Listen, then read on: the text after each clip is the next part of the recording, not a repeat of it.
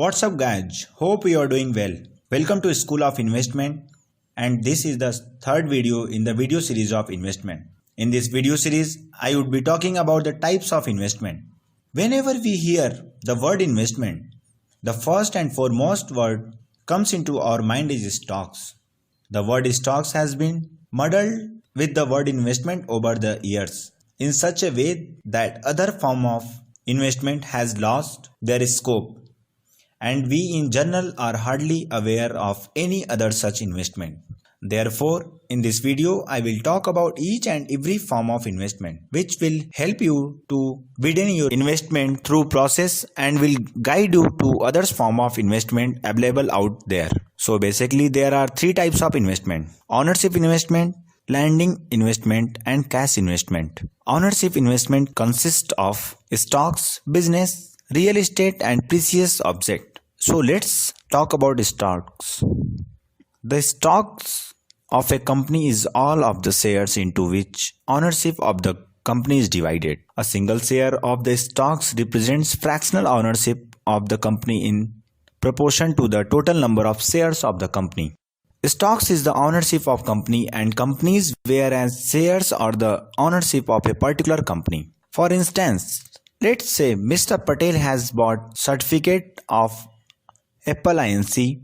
Then in this case we will call these certificates as shares, as it can seen that Mr. Patel has bought certificates from a particular company. Now on the other hand, if Mr. Patel has ownership of a certificate from several other companies as well, it can be said that Mr. Patel has certificates of stocks and not shares.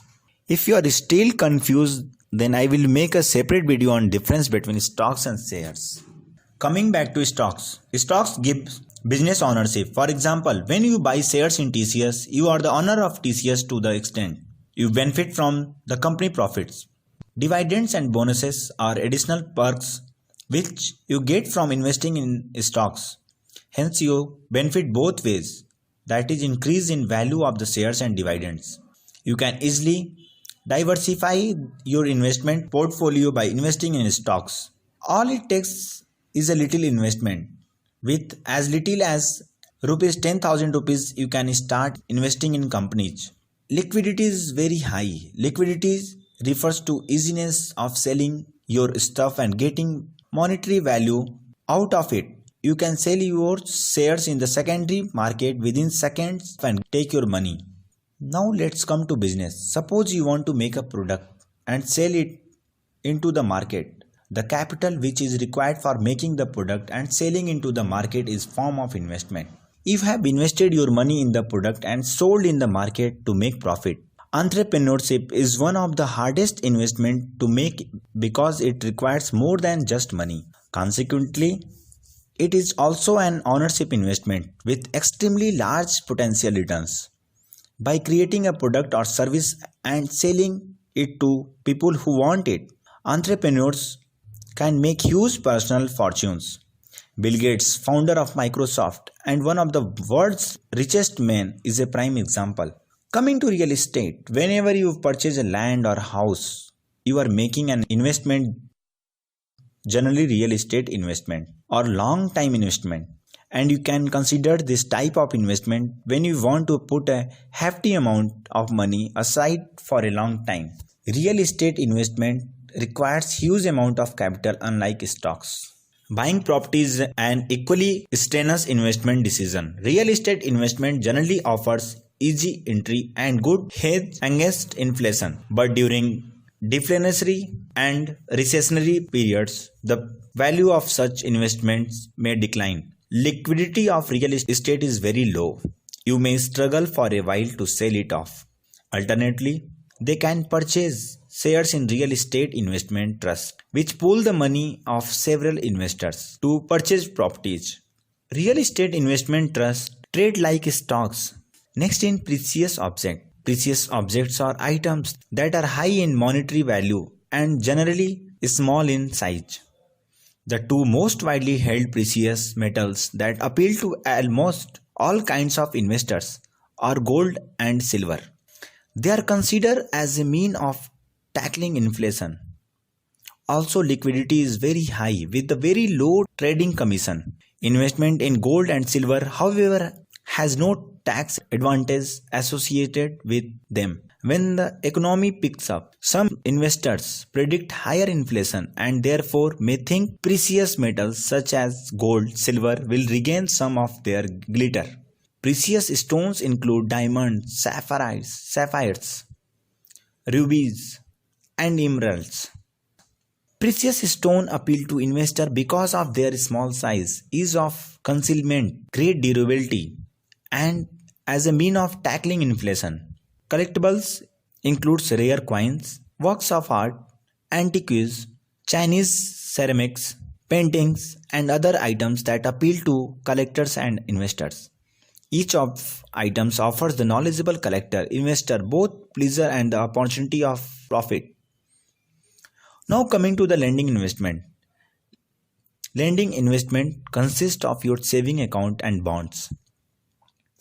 Let's talk about your saving account. Whenever you put aside your part of your savings, you are unknowingly making an investment. You are essentially lending money to the bank, which will given out in the form of loans to others.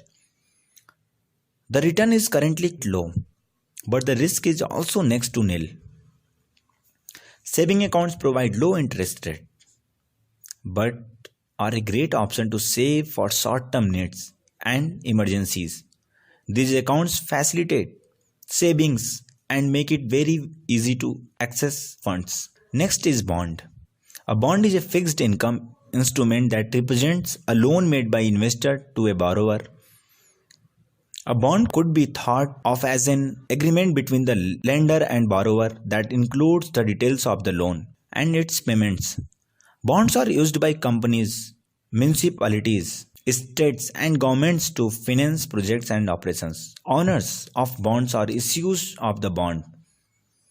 Bond details include the end date, when the principal of the loan is due to be paid to the bond owner, and usually includes the terms of variable or fixed interest payment made by the borrower.